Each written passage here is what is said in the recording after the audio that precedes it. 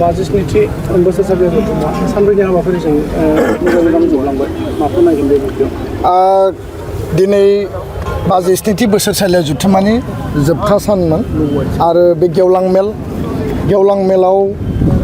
प्राय 2 लाखनि बारा सुबुंफ्रा बेयाव जेथिं नायो बिथिंनो सुबुंनि बाना आरो बर' आइ आफा रायजो राजा बिथांमोना गोबां खस्थ' खालामनानै फुंबिलियाव ओंखारबोदों जानाय लोंनायनि बेबायदि थासारि मोनाखैब्लाबो बिथांमोना दुलाराय बर' फरायसा आफादनि बे जथुम्मायाव देशनि नखर मन्त्रि मानगोनां अमित शाह बिथाङा बाहागो लागोनखौ मिथिनानै आसामनि गिबि मन्त्रि डक्टर हिमन्त बिश्व शर्मा बिथांखौ बाहागो लागोनखौ मिथिनानै जोंनि हांख्रायनाय आरो खावलायनाय बायदि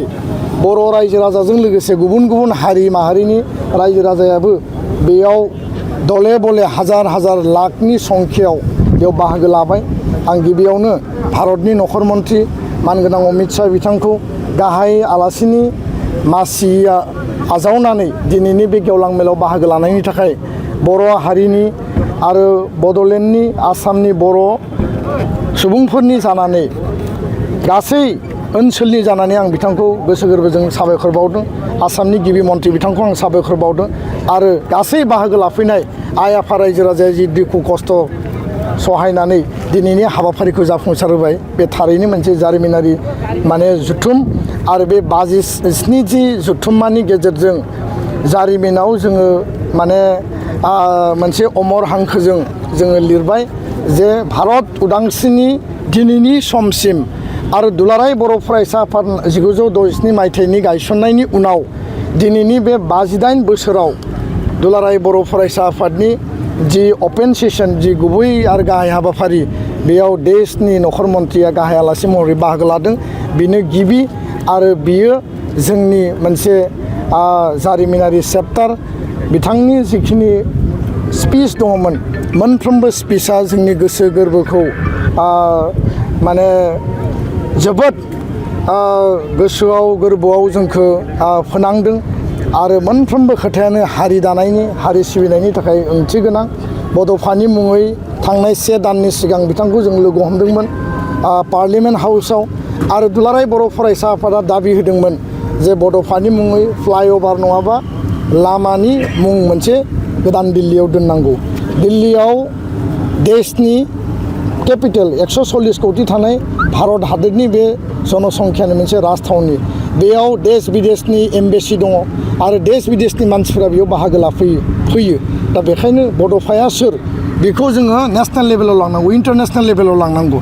आरो दिनै जोंनि दाबि बायदि बिथाङा स्वयं दिनै घोषणा खालामनानै गालांबाय फैबाय थानाय एप्रिल दानाव अफिसियेलि बड'फानि मुङै खोब मोजां परिबेसनि गेजेरजों बड'फा उपेन्द्रनाथ ब्रह्म मार्ग मुङै दोननो थाखाय भारत सरकारा अलरेडि थांखि लाबाय आरो बेखौ बेखेवनायनि हाबाफारि लागोन। नैथि खोथाया जाहैबाय जे बड'फा उपेन्द्रनाथ ब्रह्मनि जि सिमां बर'नि थामोन्था रैखाथि आरो जि आत्मनियन्त्रणनि थाखाय जि सिमां नुदोंमोन बे गासै सिमांखौ मोगथाङाव जाफुंहोनो थाखाय बिथाङा मोनफ्रोमबो बड'फानि सानथौ सानस्रि सिमांखौ मावफुंनायनि थाखाय भारत सरकारा बिबान लानानै खामानि मावगोन बेखौ बिथाङा फोरमायलांदों आरो बे खोथाफोरा जोंनि थाखाय बेसेबांबा ओंथि गोनां। बर' गोजोन गोरोबथानि जिखिनि दफा 80% दासिम जिखिनि मावफुंबाय बिथांनि जि रिपर्ट आरो बे मावफुंनायनि उनाव आद्रा थानाय जेरैबायदि जों आगामि सेसन मावनांगौ 125th एमेन्डमेन्ट पार्लियामेन्टआव बेखौ बिल लाबोनांगौ कार्बि आंलंनि इस्युआ जोबनांगौ बर' कसारि काउन्सिलनि इस्युआ जोबनांगौ आरो NDFBनि बारग' दैदेनगिरि बिथांमोनखौ जेलनिफ्राय उदाङाव लाबोनांगौ। बिथाङा मोनसे गासैखौबो बुङाखैब्लाबो बे खोथाखौनो प्रमान खालायो जे फैबाय थानाय 2 बोसोरनि गेजेराव एकर्डनि मोनफ्रोमबो दफाखौ 100% मावफुंनानै बर' गोजाम आफाद सिफायनानै गोदान बिबानगिरिफोर सायख'नायनि बाथ्रामोन नाथाय बे खेबाव नोंथांमोना अक्ट'खौ बा थांखिखौ उनफिननायखौ जों नुनो मोनदों। बे खोथाया स्पष्ट जे दुलाराय बर' फरायसा आफादनि जोबथा थान्दै मेलाव जोङो माखासे रेजुलेसन एडप्ट खालायो बेनि उनाव जोङो जि गोजाम आफाद दानि आथिखालनि बे आफादखौ डिसलिउसन खालामनानै संबिधानाव होनाय बायदि निउ कमिटि फर्मेसन खालामो। दा दिनैनि जि मोनसे गेदेरथार हाबाफारि बेयाव बायदिसिना सिकिउरिटि एरेन्जमेन्ट बेयाव मानगोनां गाहाय आलासि नखर मन्थ्रि बिथांखौ बरायनांगौ रायजो राजाखौ बेयाव मोजाङैनो मोजां गोबां गोजान गोजान जायगानिफ्राय जिल्लानिफ्राय बाहागो लाफैदों बिथांमोनखौ रिसिभ खालामनांगौ नखर मन्थ्रिखौ रिसिभ खालामनांगौ गोबां प्रट'कलनि खोथा दङ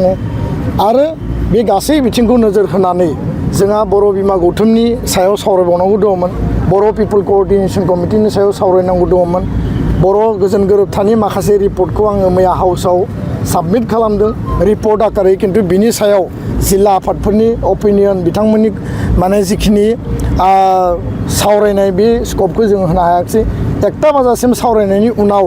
जोङो नुबाय जे एनादार जोङो 3-4 घन्टा नांगोन आरो माने फुंबिलि सोरां जागोन फारसेथिं नखर मन्थ्रि बिथाङा फैगासिनो दङ गोबां जायगायाव गारि दैथायहरनाय जादों बे गारिफ्रा टाइमलि सहैयाखै रिपर्टफ्रा जोंनियाव फैबाय थादों गासै खोथाखौ नोजोर बोनानै जोङो 1 दाननि थाखाय नैबे लास्ट डेलिगेट सिटिंखौ जों एक्सटेनसन खालामदों आरो मोजां सम मोजां सान लानानै जों मैया डेलिगेट हाउसाव गासैबो डेलिगेटनिफ्राय सेंसन लादों मोनसे रेजुलेसन ड्र खालामदों जे 1 मासनि गेजेराव जिखिनि सावरायबावनांगौ दङ अफिसियेल रेजुलेसन जोङो ड्र खालामनांगौ दङ आरो गोजाम कमिटिखौ सिमफायनानै गोदान कमिटि दानायनि जे मोनसे हाबाफारि दङ बेखौ जोङो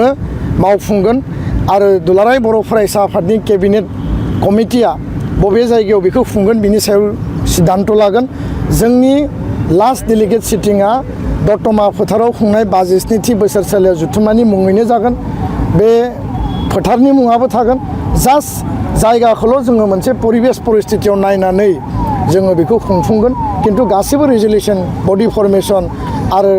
निउ बडि माने फर्मेसन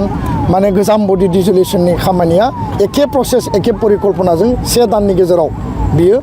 मावफुंनाय जागोन गोजोन्थों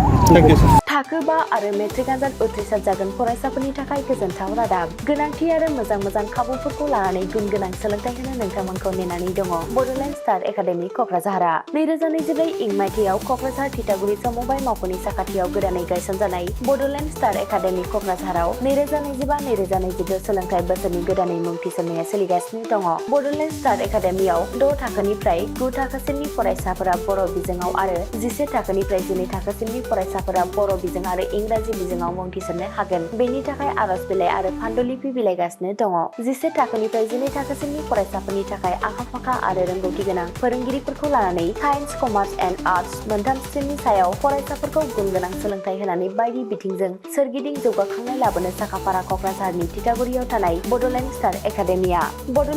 एकाडेमिया मुं थिसननोब्ला बाङाइ बेसेनाव मुं थिसननायनि गेजेरजोंनो फरायसाफोरा गाहायाव होनाय माखासे खाबुफोरखौ मोननो हागोन इंराजि सोलोंनायनि खाबु साखोन-सिखोन थाखो खथा बिजाब बाख्रि BPL थाखोनि फरायसा फरायसुलिफोरनि मुं थिसननायाव 20% मासुल रेहाय होनाय बेजों लोगोसेनो नोंथांमोनहा JEE